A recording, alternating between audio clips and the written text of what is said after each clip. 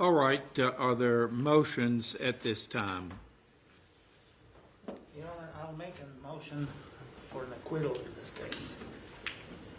And inasmuch as these motions, in many cases, are perfunctory motions where the evidence is overwhelming, this is not one of those cases. In fact,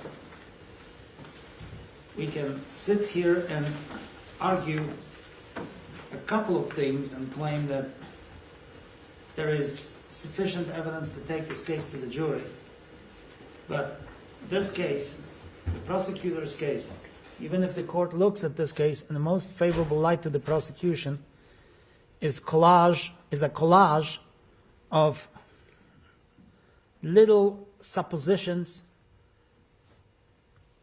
which, if put together, do not even make a coherent picture. For that matter, they don't even make an incoherent picture. We have the only evidence the state has presented to this court is that at some point my client had in her possession an insulin which we know cannot cause the type of reaction that has caused, in this case, to the alleged victim. We know that my client was perhaps a fraud and a cheat, but we have no motive, and I understand that the motive is not usually considered by the courts in arriving at the decision. Motive for this defendant to kill her husband, and the state produced none. The state admitted to having no direct evidence, but the state cannot even produce circumstantial evidence. If we had circumstantial evidence of the substance that killed Mr. Cochran, we would perhaps not be making this motion. But we don't have that evidence.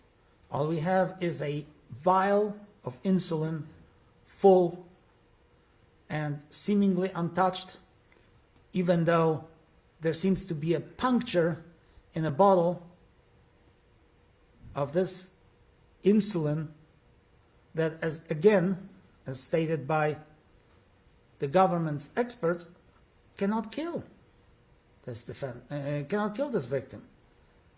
What's more, the state's star witnesses, well, at least Dr. Krieger, testified that death by insulin is probably one of the reasons, maybe, but we don't know.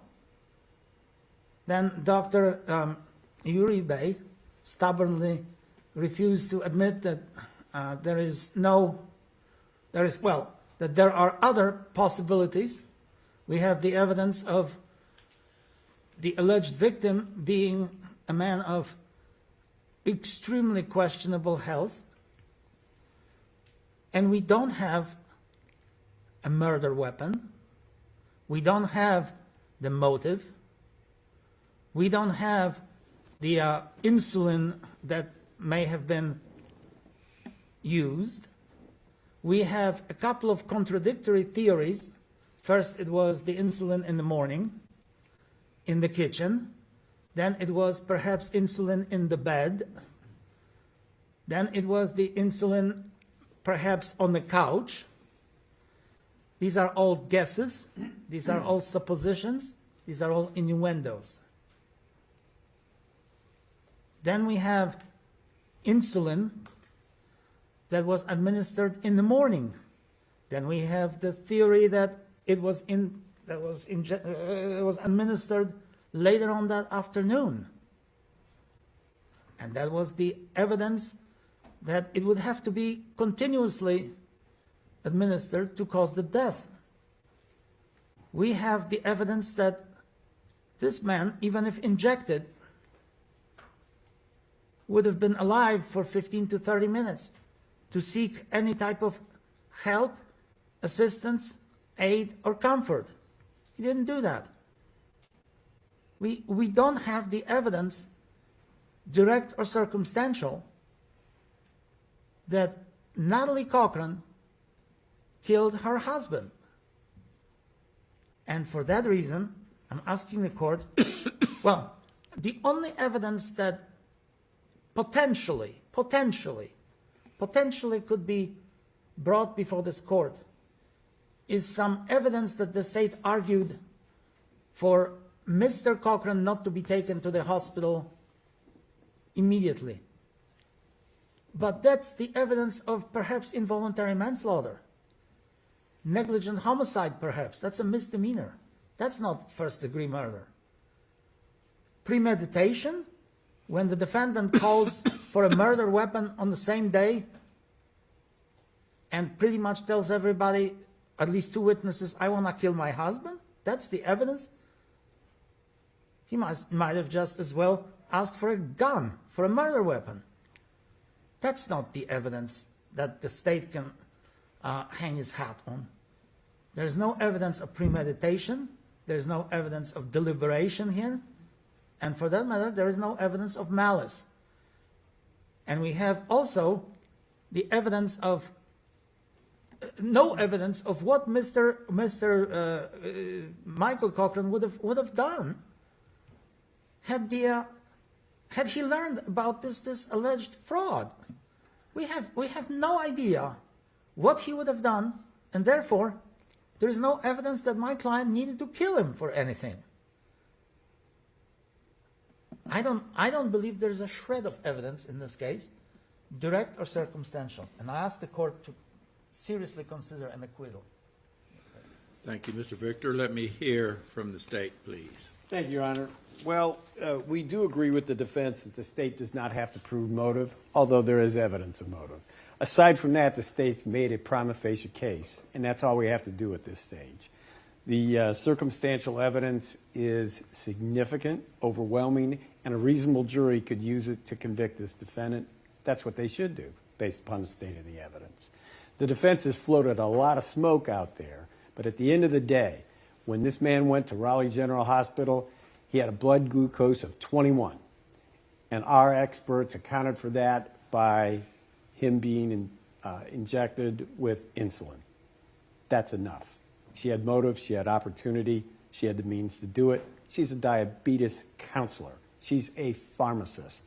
Putting all that together, there's more than enough evidence to convict. Thank you. Thank you, Mr. Truman. The court notes that the state told us all that this would be a circumstantial case. We've heard from significant witnesses, and perhaps the most important one in the court's mind was Dr. Uribe, who testified that the only way this victim could have died would be from insulin. We have heard about a motive that the defendant may have had to proceed in this manner against her husband.